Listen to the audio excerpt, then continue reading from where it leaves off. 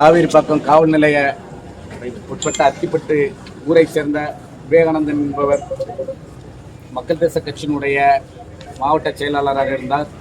அவரை 2024 ஜனவரி 31 அன்று இந்த வழக்கில் குற்றவாளியாக தீர்மானிக்கப்பட்டுள்ள முருகன் மற்றும் அவரோடு சேர்ந்த 5 நபர்களை குற்றவாளியாக இந்த நீதிமன்றம் இன்று தீர்ப்பு வழங்கியுள்ளது.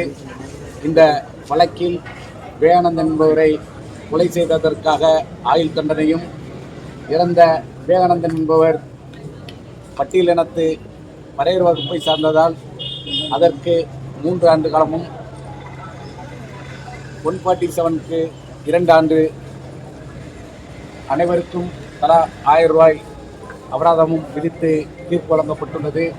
இந்த தீர்ப்பினை அரசு சார்பாக நாங்கள் முழுமையாக ஏற்றுக்கொள்ள முடியாது. ஏனென்றால் இந்த வழக்கில் இன்னும் குற்றம் சாட்டப்பட்ட 6 நபர்களுக்கு விடுதலை செய்யப்பட்டுள்ளது. அதற்கு அரசு சார்பாக மேல்முறையீடு தாக்கல் செய்யப்படும்.